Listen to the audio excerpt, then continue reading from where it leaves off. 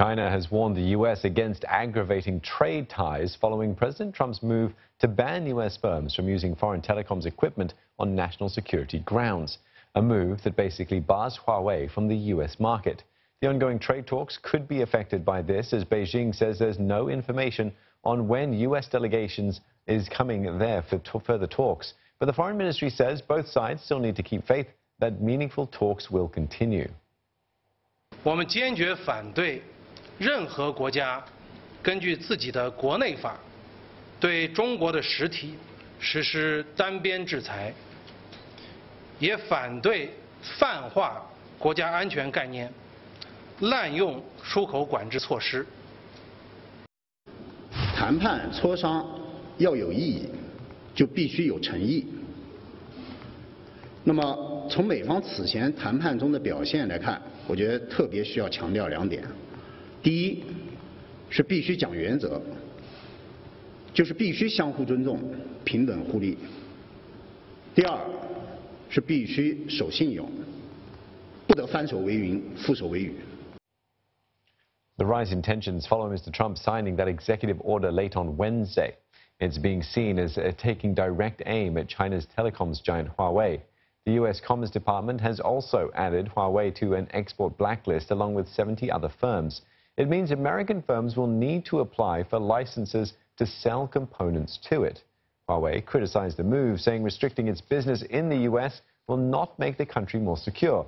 Instead, it will harm the interests of local companies and consumers. From Beijing, Olivia Xiong explains why Huawei is the focus of U.S. scrutiny.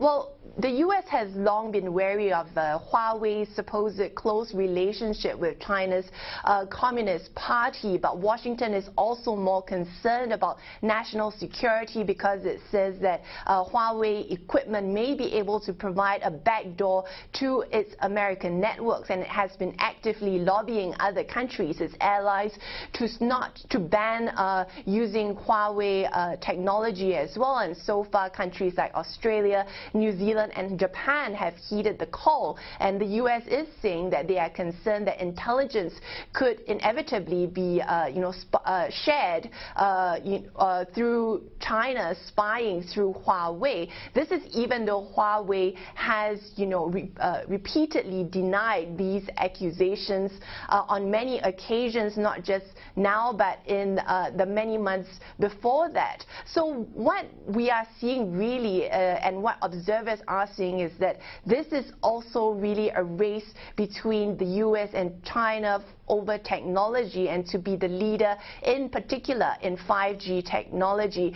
Whoever gets ahead will have many advantages, and the U.S. wants to cut back on China gaining any potential influence globally in this area. Mr. Trump's move to hit Huawei with sanctions has spooked markets, mixed today with the mainland China and Hong Kong markets recovering an early decline to stay in the green. Japan and South Korea closed in the red, with Tokyo's Nikkei being hurt by weak earnings reports from local banks. So let's zoom in on some key stocks here now. ZTE, another Chinese telecoms equipment provider, shed more than 6%, and Huagong Tech, a key supplier for Huawei, was down 0.5% this morning, but has since recovered by the close. Talk Web Information, one of Huawei's cloud service partners, had a choppy session and closed in the red. And for more on this, Dr. Rebecca Santamaria joins us from Chile. She is Executive Director for the APEC Secretariat. She's also a top-level Malaysian civil servant and trade negotiator.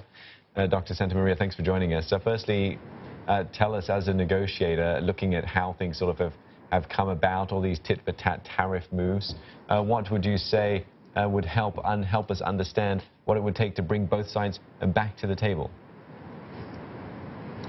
It has, well, good morning. Well, good morning from Chile. I know it's evening in Singapore. Negotiations, at the end of the day, negotiations will be driven by clear objectives of what you want to achieve. Now, and then the negotiators strive to find middle ground. You understand each other's red lines, and you get to the table and you work at it. Negotiations take a long time.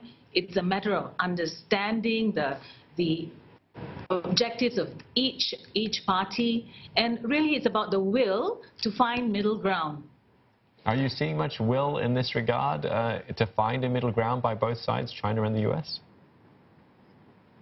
I think as long as they keep coming back to the table and to have continued engagement, that augurs well for not just the two parties, but also the global trading environment. It's when they stop talking, that's when we will start to then that's the time when we should worry.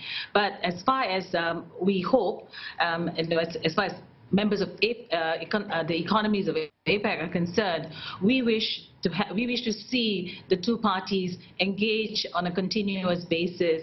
You know, whatever happens, we want to make sure that the global trading environment is not impacted negatively. You know, because of the way the global trading environment is so intertwined, so integrated, disruptions of any sort would not, you know, augur well for the global trading environment, and specifically for developing countries whose, you know, our companies are tapped into the value chains of both sides.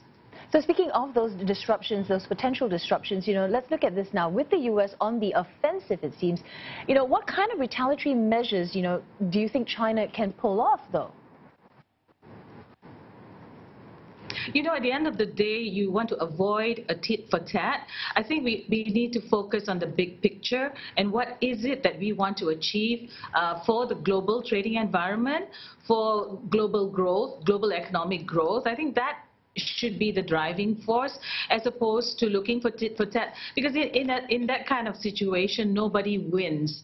And you know, you have in your wake the disruption to the global trading environment, and you know, all parties lose. And you don't want a zero-sum game here. You want to have continued engagement to find a middle path, so that, you know, you contribute to the growth as opposed to contributing to the stagnation or disruption in the global economy. Well, that's kind of where we are at the moment, though, isn't it? Just sort of tit for tat, sort of tariff measures being thrown at each other. Do you see this sort of stalemate in a way, sort of prolonging going forward? As far as we're concerned here in APEC, in our discussions among the officials, we see the will to try and find middle ground. So, I mean, we're all aware of the kind of impact our decisions, our work, our engagement can have.